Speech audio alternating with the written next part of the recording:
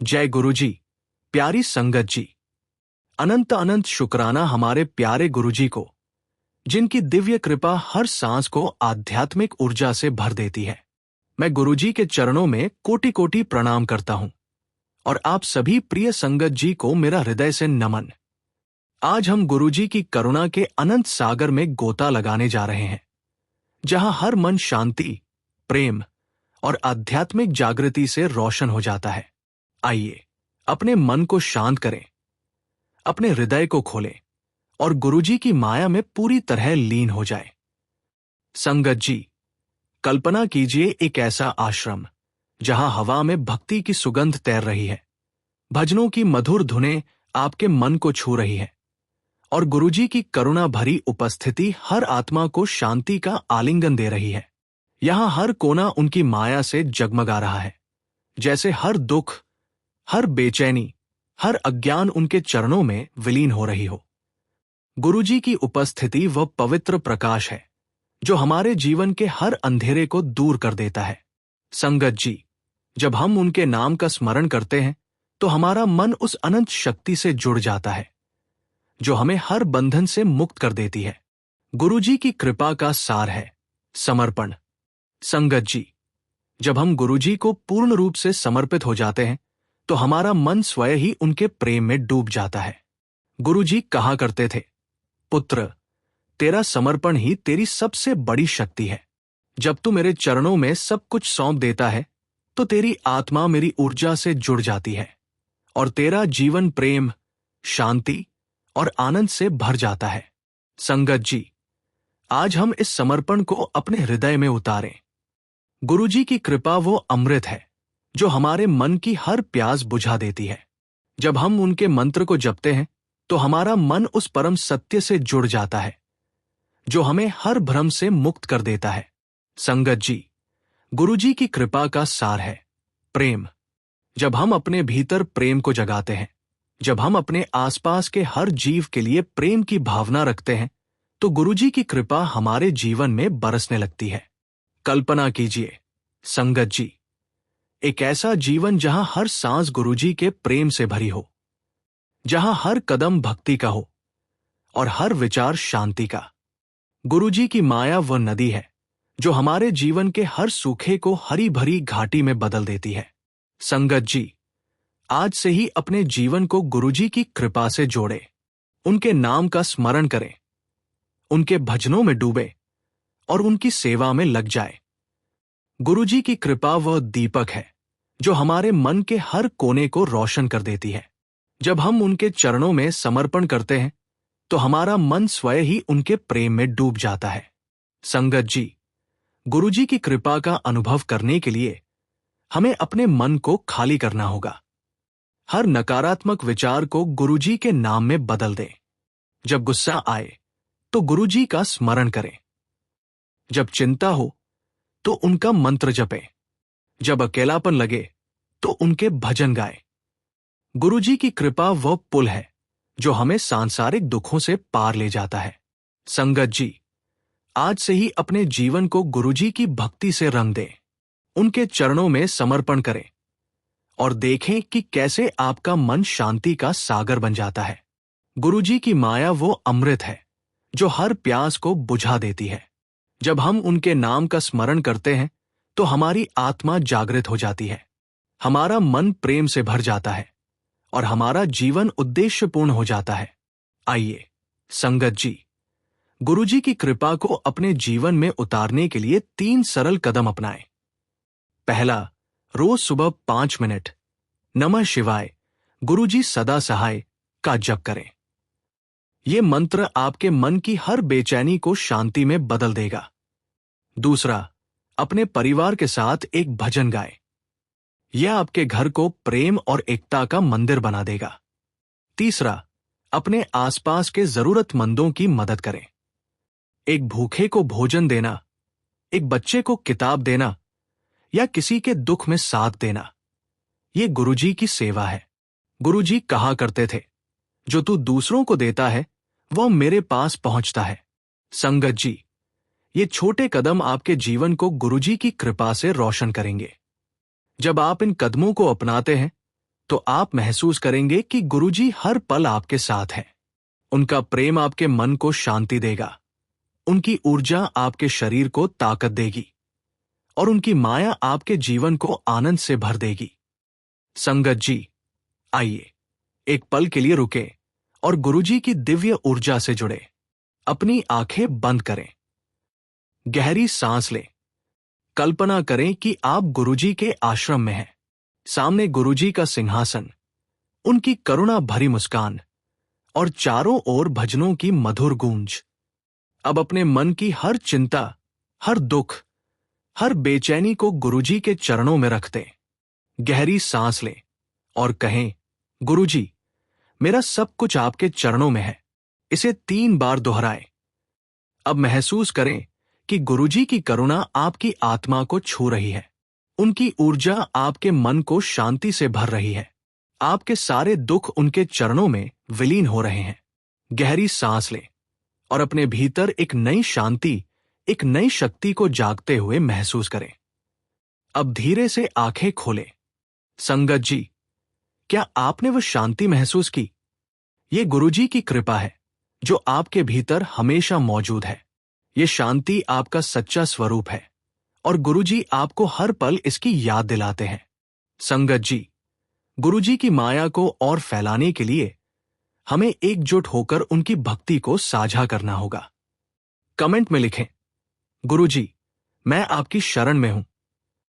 अपनी भावनाएं साझा करें ताकि हम सब एक दूसरे से प्रेरणा ले सकें।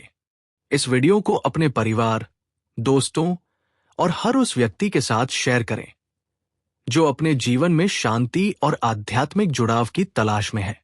गुरुजी की कृपा वह दीपक है जो हर घर को रोशन कर सकता है। आइए हम सब मिलकर इस दीपक को फैलाएं। संगत जी, गुरुजी का संदेश सदा सरल और शक्तिशाली रहा है।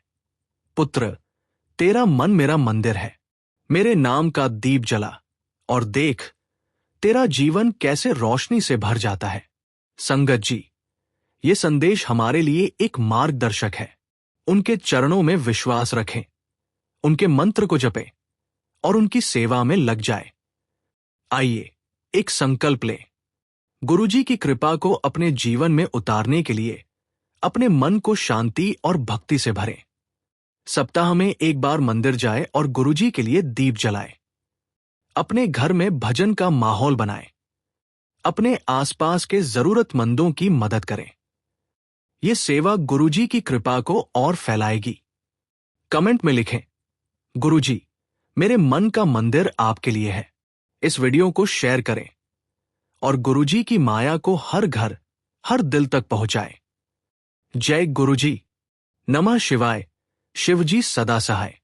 जय गुरुजी। संगत जी, नमस्कार। मैं आज लेकर आया हूं एक ऐसी मर्मस्पर्शी सत्संग जो दर्शाती है कि जब पति पत्नी के बीच रोज के झगड़े से घर नर्क बन जाए, तब गुरु की शिक्षा और पत्नी का धैर्य मिलकर टूटते रिश्ते को फिर से जोड़ देते हैं।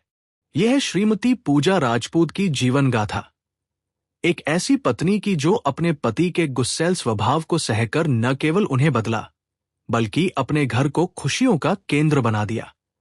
आज की ये कथा उन सभी दंपतियों के लिए है जो आपसी कलह से परेशान हैं। प्रिय मित्रों, यदि ये संदेश आपके वैवाहिक जीवन को शांति दे तो कृपया लाइक करना न भूलें। अपने मित्रों के साथ शेयर करें और कमेंट में अपने विचार व्यक्त करें। चलिए सुनते हैं पूजा जी की कलह से प्रेम तक की अविस्मरणीय यात्रा। पूजा राजपूत की सत्संग सुनिए। संगत जी, प्रणाम। संगत जी, मेरा नाम पूजा राजपूत है। मैं राजस्थान के उदयपुर शहर में रहती हूं। मेरे पति अमित जी एक कंस्ट्रक्शन कंपनी में इंजीनियर का काम करते हैं। हमारे 2 बच्चे हैं, 9 साल का आर्यन और 6 साल की अनन्या। संगत जी, आज हमारा घर हंसी खुशी से भरा रहता है। अमित जी बहुत प्यार से पेश आते हैं, बच्चे खुश रहते हैं और मैं एक संतुष्ट गृहिणी हूं। लेकिन ये खुशी हमें बहुत मुश्किल के बाद मिली है। इसके पीछे 2 साल का कष्टकारी समय है, रोज के झगड़ों का दर्द है और गुरुजी की जीवन बदल देने वाली शिक्षा है। जब 2018 में हमारी शादी हुई तो पहले 2 साल बहुत खुशी से बीते। अमित जी बहुत प्रेम से पेश आते थे। घर का माहौल अच्छा था। जब आर्यन का जन्म हुआ तो खुशी दोगुनी हो गई। अमित जी अच्छे पति थे, अच्छे पिता थे। दोस्तों और रिश्तेदारों के सामने हमारी जोड़ी की तारीफ होती थी। मुझे लगता था कि मैं कितनी भाग्यशाली हूं।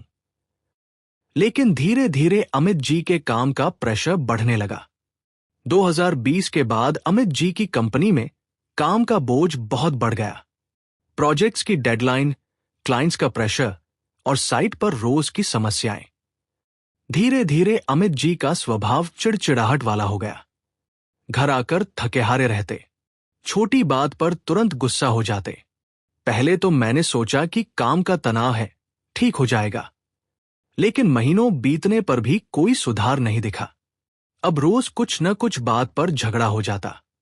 खाना देर से बना हो, बच्चा रो रहा हो या घर में कोई छोटी सी अव्यवस्था हो, हर बात पर अमित जी का गुस्सा खूटता। 2021 में स्थिति और भी बिगड़ गई। अब अमित जी रोज कुछ न कुछ शिकायत करते। पूजा, घर इतना बिखरा क्यों रहता है? पूजा, खाने में स्वाद नहीं है। पूजा, तुम सारा दिन क्या करती हो? मैं समझाने की कोशिश करती, अमित जी, मैं भी पूरे दिन काम करती हूं। घर, बच्चे, सब संभालना पड़ता है। लेकिन वे कहते, अरे, घर का काम भी कोई काम है। मैं बाहर इतनी मेहनत करता हूं और तुम यहां आराम करती हो। ऐसी बातें सुनकर मेरा दिल बहुत दुखता था। सबसे बुरी बात यह थी कि अमित जी अब बच्चों पर भी गुस्सा करने लगे थे। आर्यन अगर जोर से खेलता या अनन्या रोती तो वे तुरंत चिल्लाने लगते, चुप हो जाओ, पापा थके हुए हैं, तुम लोगों की वजह से सिर दर्द हो रहा है। बच्चे डर जाते थे। आर्यन अक्सर मुझसे पूछता, मम्मी, पापा हमसे नाराज क्यों रहते हैं? अनन्या तो पापा को देखकर ही रोना बंद कर देती थी। इतनी छोटी बच्ची को पापा से डर लगता था।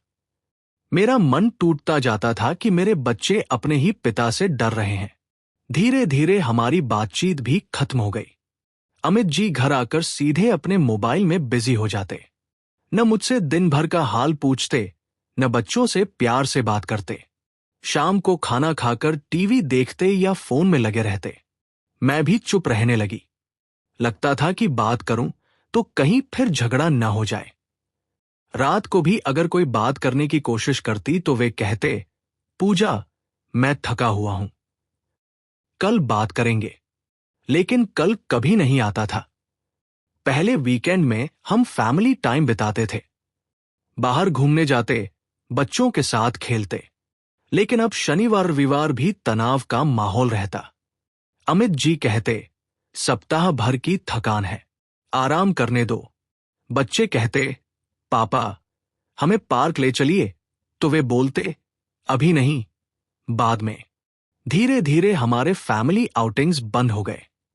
घर में सन्नाटा सा रहने लगा। मैं सोचती कि वो खुशियों भरा पति कहाँ गया जिससे मैंने शादी की थी। सबसे शर्मनाक बात यह थी कि कभी कभी अमित जी की आवाज इतनी तेज होती कि पड़ोसियों को सुनाई दे जाती। एक दिन पड़ोसी आंटी ने मुझसे कहा, पूजा बेटी, सब ठीक तो है ना घर में? मुझे बहुत शर्म आई। कहा, जी आंटी, बस थोड़ा तनाव है। लेकिन अंदर से बहुत बुरा लगा कि हमारी पर्सनल प्रॉब्लम्स बाहर के लोगों को पता चल रही हैं। इस सब का सबसे बुरा असर बच्चों पर पड़ा। आर्यन की पढ़ाई में ध्यान कम हो गया। स्कूल में टीचर ने कंप्लेन की, आर्यन क्लास में बहुत क्वाइट रहता है। अनन्या भी पहले जितनी हंसमुख नहीं रही, अक्सर चुप चुप रहती। एक दिन आर्यन ने मुझसे कहा, मम्मी, मेरे फ्रेंड के पापा उसके साथ बहुत प्यार से बात करते हैं, हमारे पापा ऐसे क्यों नहीं हैं? उस दिन मेरी आंखों में आंसू आ गए। मैंने सोचा कि मेरे बच्चों को इस तरह का माहौल नहीं देना चाहिए। 1.5 साल बाद मेरा धैर्य टूटने लगा। रोज के झगड़े, कड़वे शब्द और बच्चों के डरे हुए चेहरे देखकर मन में आया कि कहीं अलग हो जाऊं। एक दिन मैंने अपनी मां से फोन पर बात की, रोते हुए सब कुछ बताया। मां बोली, बेटी, शादी में अप्स एंड डाउन्स आते रहते हैं, थोड़ा और धैर्य रख। लेकिन मैं बोली, मां, मैं और नहीं सह सकती। बच्चों पर भी बुरा असर पड़ रहा है। एक रात मैंने सीरियसली सोचा कि कहीं डिवोर्स की बात करूं, लेकिन फिर बच्चों का ख्याल आया। उनके बिना पिता के कैसे पलेंगे। इसी समय मेरी स्कूल फ्रेंड रीना आई। जब उसने घर का तनावपूर्ण माहौल देखा तो पूछा, पूजा, क्या बात है? तुम बहुत परेशान लग रही हो। मैंने अपनी सारी समस्या बताई। रीना ने धैर्य से सुना और फिर कहा, पूजा, तू सिर्फ अमित को बदलने की कोशिश कर रही है। ये एक गलत अप्रोच है। तो फिर क्या करूं? मैंने पूछा। रीना बोली, मेरी कजिन की भी यही प्रॉब्लम थी। फिर वो गुरुजी महाराज के पास गई। आज उनकी शादी बहुत खुशहाल है। पहले तो मुझे लगा कि ये सब काम नहीं आएगा, लेकिन जब घर की हालत और भी खराब हो गई तो रीना के साथ आश्रम जाने का फैसला किया। अगले बुधवार आश्रम गई। वहां कई महिलाएं बैठी थी जो वैवाहिक समस्याओं से परेशान थी। गुरुजी महाराज का व्यक्तित्व बहुत शांत था। जब मैंने अपनी समस्या बताई, अमित जी का गुस्सैल स्वभाव, रोज के झगड़े, बच्चों पर बुरा असर, तो गुरुजी ने बहुत ध्यान से सुना। फिर वे बोले, बेटी, तेरी सबसे बड़ी गलती यह है कि तू अमित से लड़ रही है, उसे समझने की कोशिश नहीं कर रही। मैंने पूछा, लेकिन गुरुजी, वे हमेशा गुस्सा करते हैं, मैं क्या करूं? गुरुजी ने समझाया, बेटी, अमित का गुस्सा तेरे ऊपर नहीं, अपनी फ्रस्ट्रेशन पर है। काम का तनाव, जिम्मेदारी का बोझ, ये सब उसे परेशान कर रहा है।